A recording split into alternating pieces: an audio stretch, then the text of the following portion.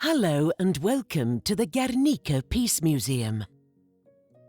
This building, which has housed the Gernika Peace Museum since 1998, was built between 1941 and 1944 as part of the general effort to rebuild the town after the bombing. The courthouse, post office and telegraph office were located here until the 1990s, when the Guernica local council refurbished the building to house the new Peace Museum, which was designed to tell the world about the Guernica bombing and the Spanish Civil War. In 2002, it passed into the hands of the Gernika Peace Museum Foundation, which has three main trustees: the Gernika Lumo Local Council, the Basque Government, and the Bizkaia Provincial Council. Come with me on a journey around the history and memory of Guernica and learn all about its desire to work to bring about peace and protect human rights. The tour is designed to provide an overview of the most important parts of our exhibition. Later on, if you are interested, you can purchase the texts in the shop.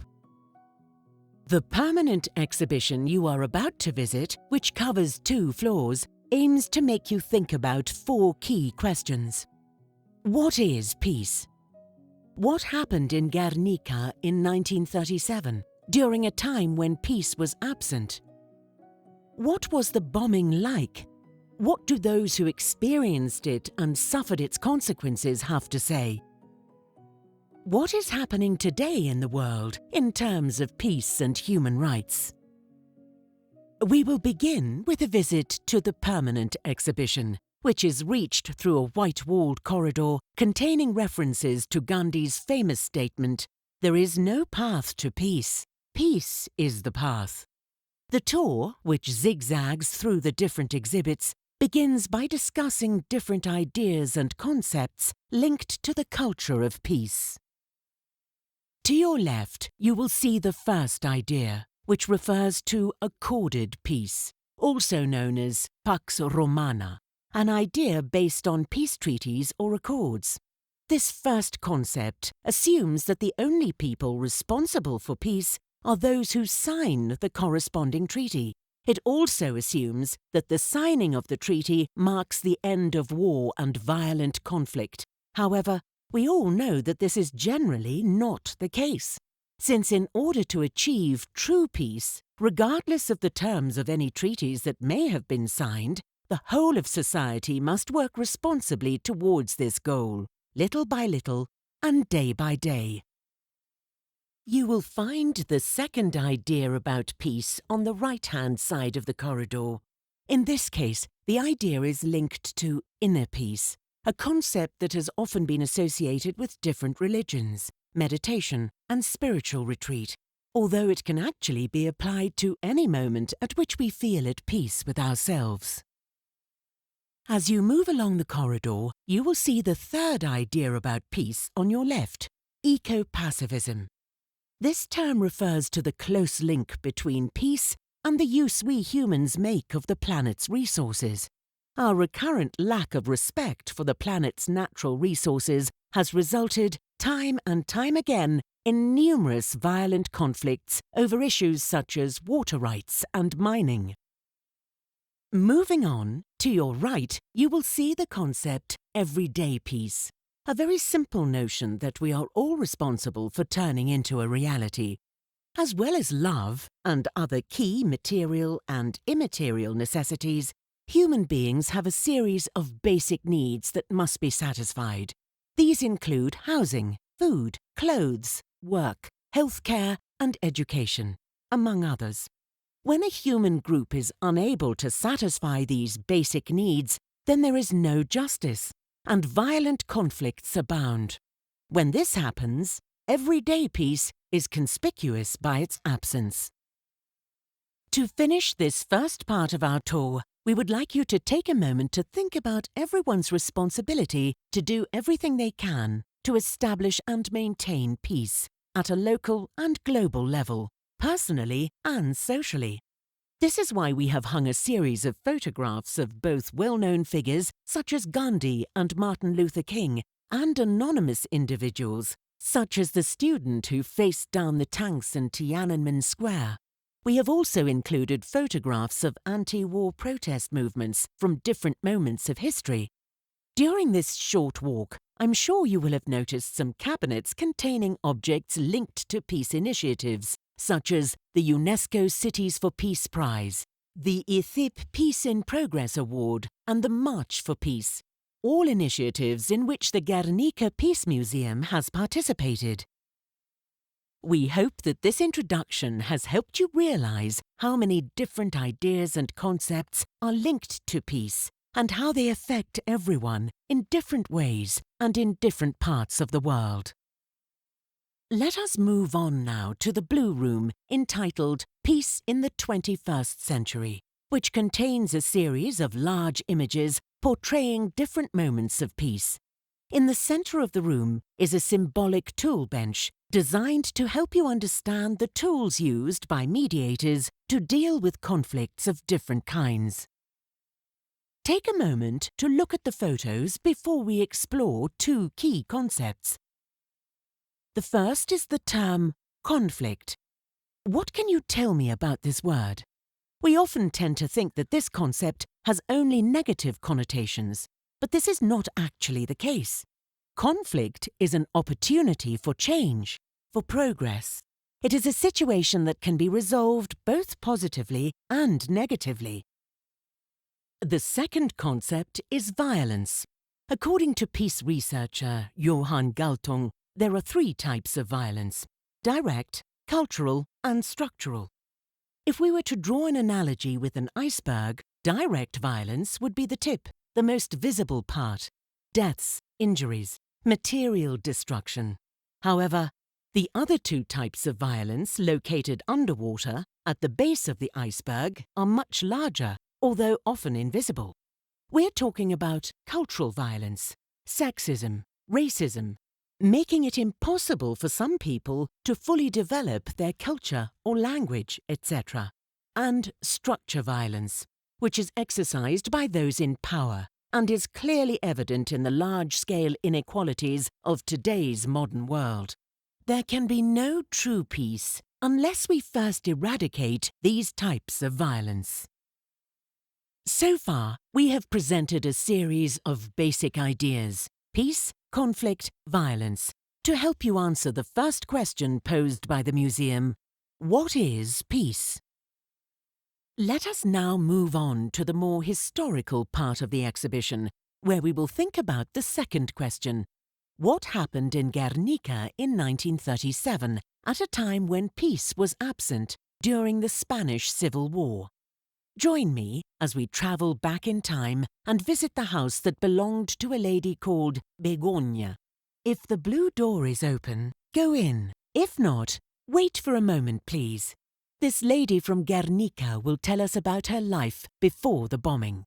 Do you want to listen to her story? Choose the language in which you would like to listen from the panel located on the left. For a few moments, you will experience the terror of being bombed.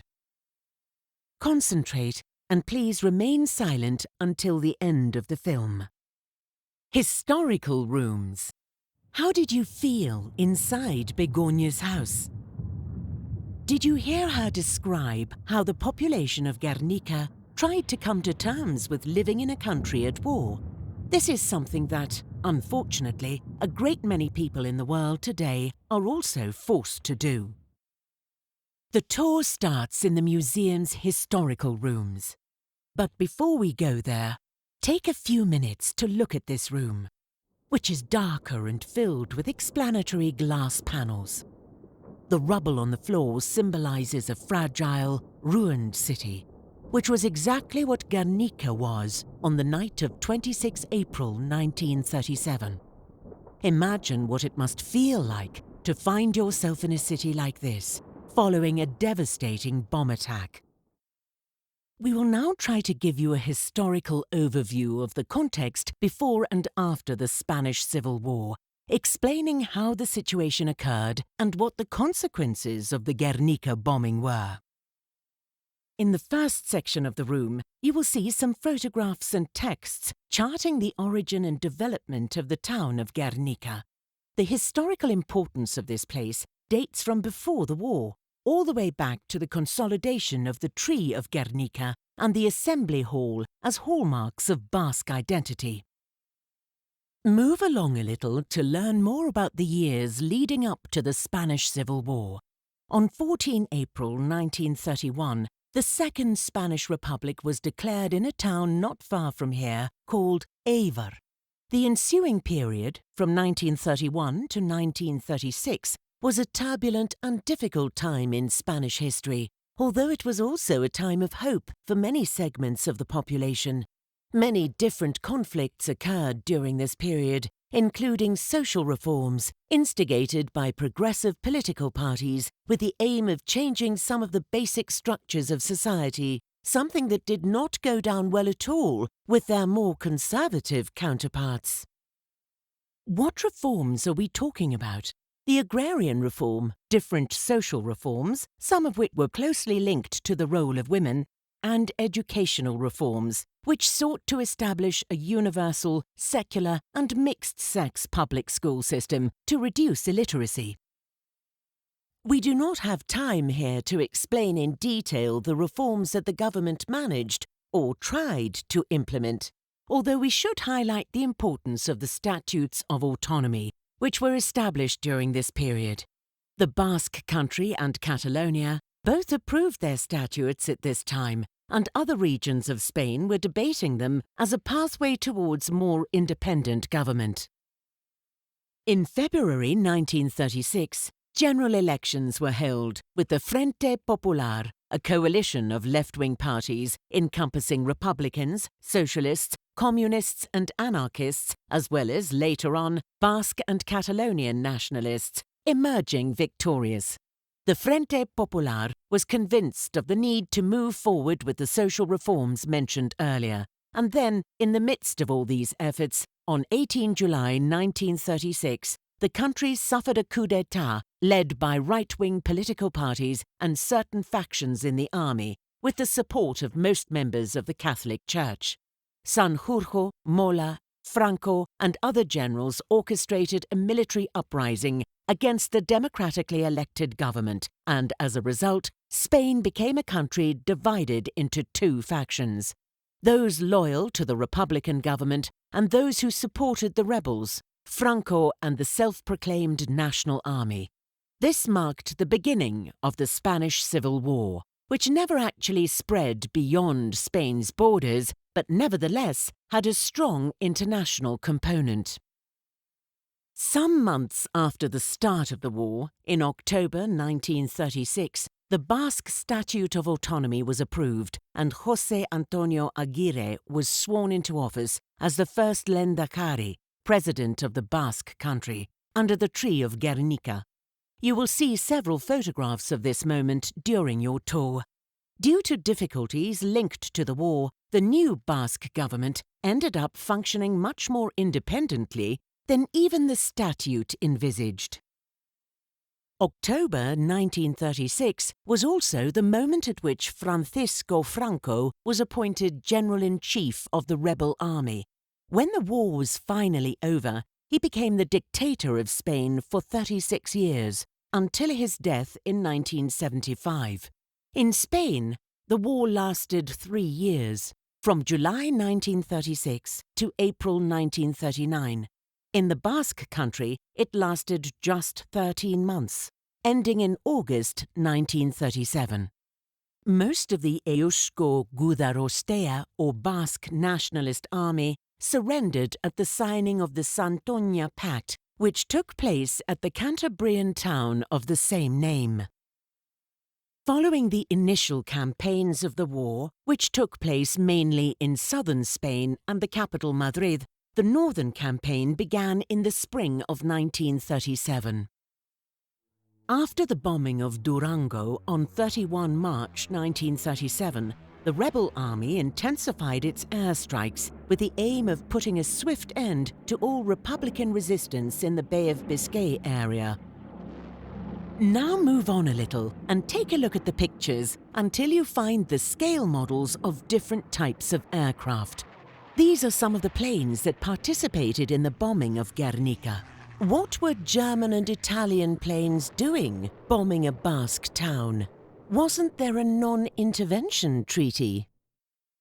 It is important here to clear up a number of issues. In April 1937, when the bombing of Guernica occurred, 89% of the aircraft at the service of the rebel army were either German or Italian. In the 13 months that the war lasted in the Basque region, more than 1,200 airstrikes were conducted against different populations, of which over 1,000 were carried out by the rebel army, specifically by the Condor Legion of the German Air Force and the Italian Aviazione Legionaria. The attack on Guernica was carried out by a combination of both air forces. The Republican Army was at a major disadvantage due to its restricted access to aircraft, but when it asked for help abroad, the non-intervention treaty made sure no help was forthcoming. The treaty was signed in August 1936 by 27 European states with the aim of preventing foreign intervention in the Spanish Civil War and the internationalization of the conflict at a moment of maximum tension between the continent's democracies and dictatorships. The treaty, however, turned out to be a farce, since Germany, Italy and Portugal had been selling arms to the rebel army even before the start of the war, and the first two countries, Germany and Italy, played an active role in the conflict itself. Later on, in October 1936, the USSR began to send war material to the Republican Army. For both Mussolini and Hitler, the Spanish Civil War served as a testing ground for their land, sea and airborne weapons, a kind of war experiment, if you will, that they then put into action during World War II. In April 1937, the rebel army tried to march on Bilbao, although it encountered enormous difficulties along the way due to Bizkaya's mountainous terrain. The as-yet unfinished Iron Belt, the fortification system comprising a network of tunnels, bunkers and trenches built around Bilbao to defend the city against enemy attack, helped slow down the advance of the rebel army.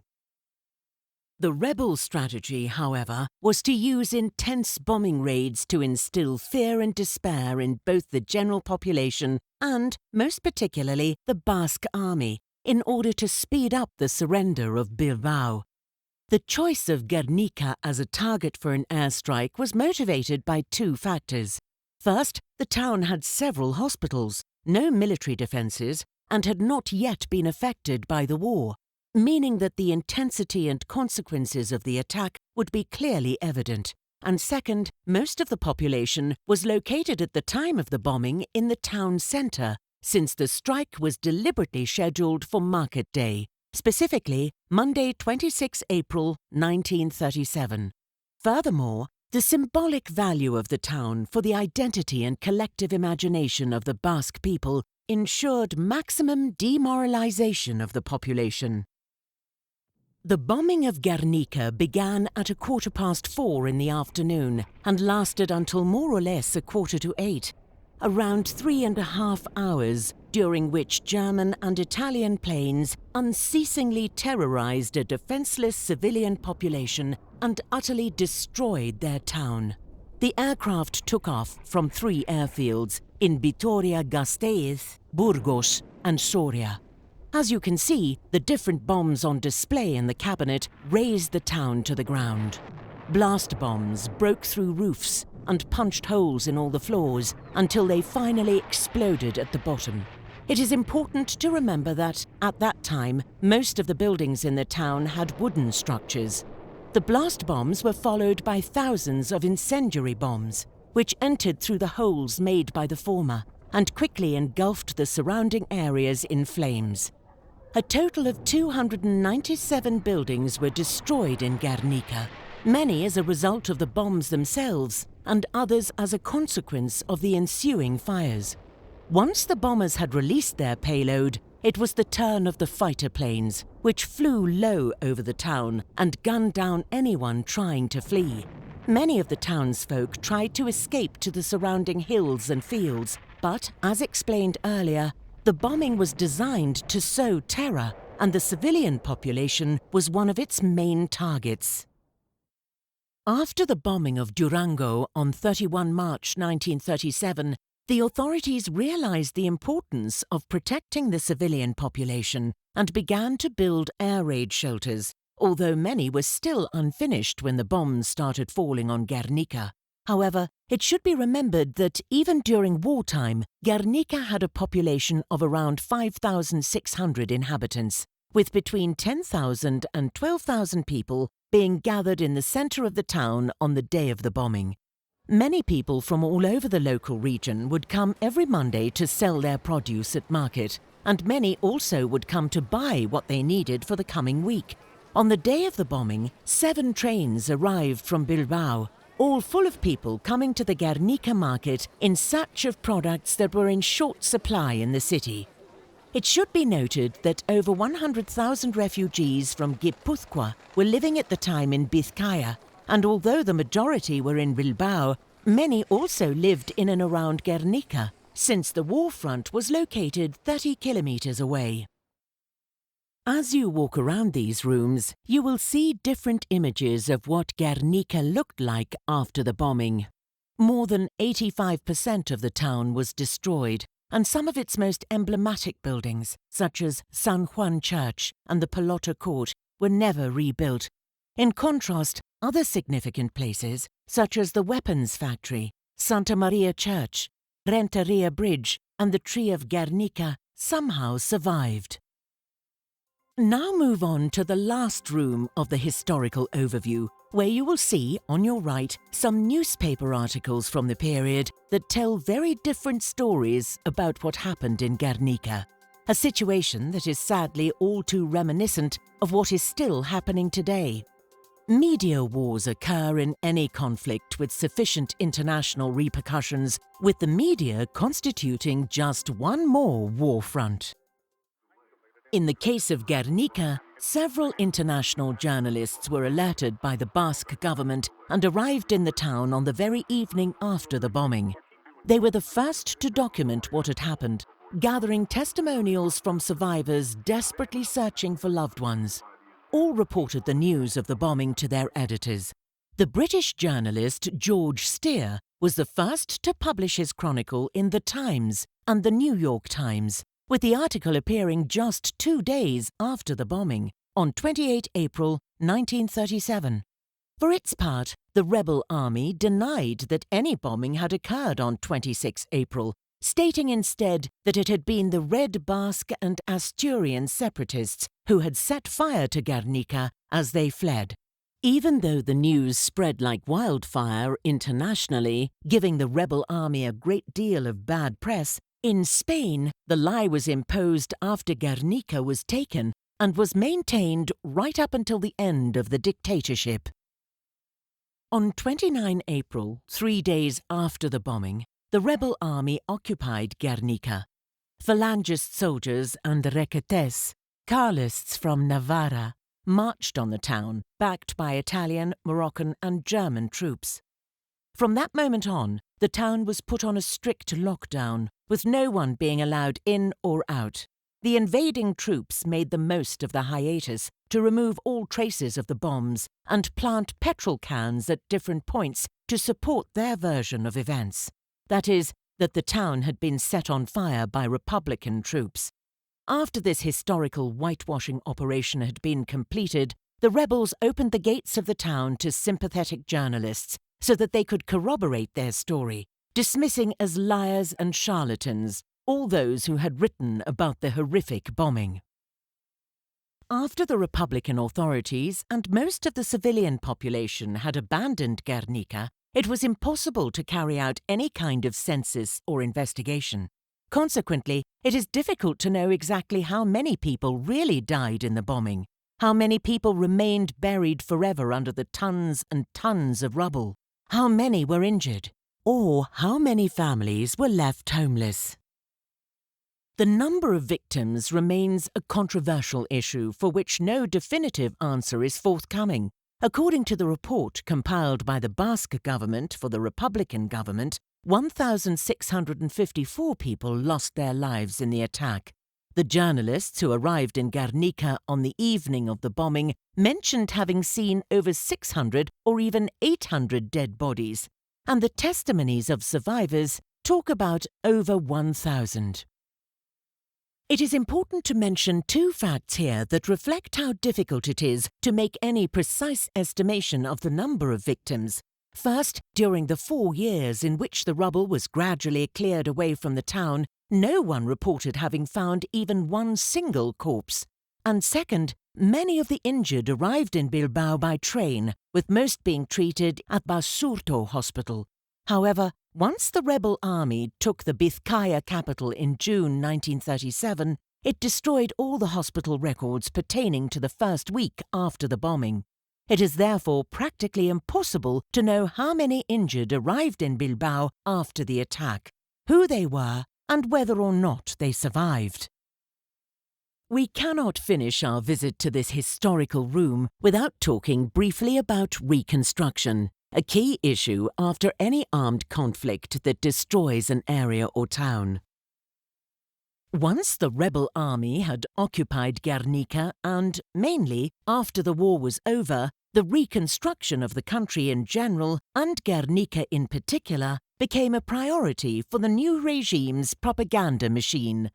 The General Directorate for Devastated Regions and Reparations was set up as the body in charge of planning, carrying out and monitoring the reconstruction of all kinds of infrastructures that had been destroyed during the war. Franco's new regime was faced with an apparently insurmountable dilemma. It needed to get the country back on its feet, but lacked both the economic resources and labour to do so, since hundreds of thousands of people had perished during the conflict, or were injured, in prison, or in exile. The start of World War II in September 1939 further exacerbated the situation, particularly in terms of material shortages. The dilemma was finally resolved through the establishment of the Trust for the Penalty of Forced Labour, which was based on the following idea. It was the Republicans who destroyed Spain, so it is they who should be made to rebuild it. Thousands of Republican prisoners were placed at the disposal of the rebel army as slave labour, enabling the new regime to rebuild infrastructure, houses, and other facilities that had been destroyed during the war. Some of the photos exhibited in this room show prisoners of war engaged in clearing the rubble from Guernica. Another interesting photo is the one showing a plaque in Guernica naming Franco an adopted son of the town, a situation that was not redressed until almost the end of the 20th century. The naming of Franco as an adopted son was an indispensable prerequisite for any town hoping to be chosen for reconstruction, as was indeed the case in Guernica. Another condition was that over 75% of the town had to have been destroyed, a criterion that Guernica had no trouble meeting, since 85% of its buildings and infrastructure had been razed to the ground. Finally, after leaving the room, stop for a moment to look at the reconciliation process that took place between Guernica and Germany. A long, arduous process that would have been unimaginable during Franco's dictatorship. The silence imposed by the regime made it impossible to talk openly about the bombing for fear of reprisals, and the survivors could not share their memories of what had happened with society at large, since they contradicted the official version of events. All those years of silence constituted a heavy yoke that prevented the losing side from sharing the real story of what had happened with their families and society in general. It was not until 1987, during the 50th anniversary of the bombing and the creation of the Gernika Gogoratus Research Centre for Peace, that the reconciliation process finally began. A visit to Guernica by Petra Kelly, one of the founders of the German Green Party, during which she openly displayed surprise and shame, kick-started a process that culminated 10 years later in 1997 in a moving ceremony held on the anniversary of the bombing and attended by the German ambassador in Madrid. In the market square, and before the remaining survivors of the attack, the ambassador read a letter addressed to them from the German president, Roman Herzog, in which he recognized the harm caused by the German Air Force. This tardy and imperfect, yet symbolic, recognition by Germany paved the way for other recent steps taken by the Spanish government. Italy has yet to make any mention of any kind of acknowledgement. There is still, therefore, a lot of work to be done. As you leave this historical room, to your left you will see a large blast bomb, and to your right is a sign to our current bibliographic exhibition. These books, which are held by the museum in its specialist documentation center on the bombing of Guernica and the Spanish Civil War, are located on the second floor. We will now enter the circular wooden room just ahead of you. The title of this room is In Memoriam. At the top are words designed to reflect what is meant by the term reconciliation. In this room you can watch a short video about different reconciliation processes that have taken place in different parts of the world, including South Africa, Northern Ireland, Australia, and, of course, Guernica and Germany. In the center of the room is a white marble monolith containing something once said by one of the survivors: "No forgetting, no revenge." It is a leitmotif that invites us to take a critical look at our past without falling into the trap of hate and bitterness. We would like to remind you that, in order to watch the video, you will first need to choose the audio language on the panel located on your left as you enter. As you leave the room and move up to the second floor of the museum, look to your left to see two works of art by Luis Iriondo, a painter and survivor of the Guernica bombing who has been instrumental in preserving the memory of what happened that terrible day. These two paintings reflect his first-hand experience of the dreadful attack.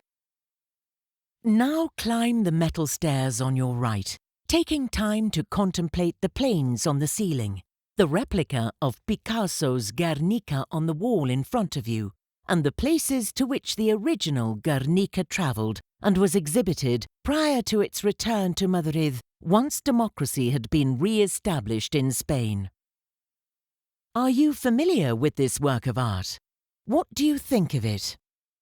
Picasso's Guernica. Pablo Picasso's Guernica has undoubtedly become an icon of 20th century art and a symbol of protest against the senselessness of war. The artist from Malaga was commissioned to paint Guernica by the Republican government. The painting was exhibited in the Spanish Pavilion at the 1937 Paris International Exposition, and from that moment on became a symbol for peace and the anti-war movement. To the left, there are 4 photographs taken by the photographer Dora Maar, who immortalized the interesting creative process followed by the artist. Before being commissioned to create this work, Picasso, one of the most prolific artists in the history of art, had spent an entire year without painting anything. Nevertheless, he designed and painted Guernica, arguably his most emblematic work, in just 1 month. A few days after the bombing, after having read a chronicle in the Paris newspaper L'Humanité and having heard cries of "No more Guernicas" during the protests that occurred on 1 May, Picasso decided to paint something reflecting what had occurred. However, it was not until after Franco's death and the re-establishment of democracy that procedures began to return Guernica to Spain from the MoMA, Museum of Modern Art, in New York. Both the Basque Country in general and Guernica in particular have demanded countless times that the original painting be exhibited in either the very town that had suffered the bombing or Bilbao, at least as a temporary, symbolic gesture. However, to date, this demand has remained unsatisfied. It is also important to think not just about the Guernica, but also about the other Guernicas that are happening in the world today. as well as about the power of art to convey an idea or conviction. Testimonies. We have nearly finished our tour around the museum's permanent exhibition. Continue on to find out more about the importance of gathering testimonies of what occurred during the bombing. One person who was instrumental in creating this collection of testimonies was William Smallwood, alias Agurtiki, a North American who came to Guernica in 1971. It is important to understand what things were like at the time, with Franco still in power, in order to fully gauge what it must have meant to talk openly about everything that had happened in Guernica in 1937. As explained in the historical rooms, during the post-war period, a blanket of silence was imposed, and survivors were not able to share their experiences. Agurtiki, who had come to the Basque country to study the Basque language, managed to clandestinely gather 129 testimonies, meeting secretly with the survivors, who, incidentally, never gave their true names, but rather used nicknames to avoid possible reprisals by the authorities. In the cabinet to the right, you can see some of the testimonies and original transcriptions that William was unable to publish for many years, even after his return home. The story that Guernica had been burnt by the Republicans was still firmly believed in many parts of the US, and the testimonies remained unknown and unpublished until 2012.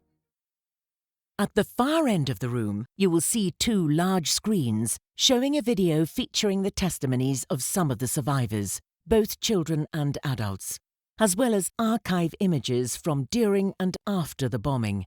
The video also shows 12 survivors recounting their experiences of that terrible day. The testimonies were added to this penultimate room in the permanent exhibition, which, from 2003 to 2018, was dedicated to politically motivated violence in the context of the Basque conflict. The room contains several coins that were completely melted during the attack. They belonged to Fernanda Arrien, who managed to recover them from the ashes of her house and keep them safe for decades. In the audiovisual room, sit down and immerse yourself in the testimonies of the survivors. Human rights. What did you think of their stories? Please do not leave the museum without visiting the last room in the permanent exhibition, which is dedicated to the issue of human rights. In it are 3 glass panels that dissect Picasso's Guernica in order to use the different characters that appear in it to talk about 3 fundamental human rights: the right to life, the right to freedom, and the right to equality. What is happening today with these 3 rights? Are they respected, or are they constantly violated? Since the General Assembly of the United Nations approved and proclaimed the Universal Declaration of Human Rights on 10 December 1948, much work has been done to ensure that these rights are respected. However, one only has to look at the world in which we live to see that there is still much to be done. Read the Universal Declaration of Human Rights and discover what the Gernika Prize for Peace and Reconciliation is and who has won it over the years. This is the end of the permanent exhibition.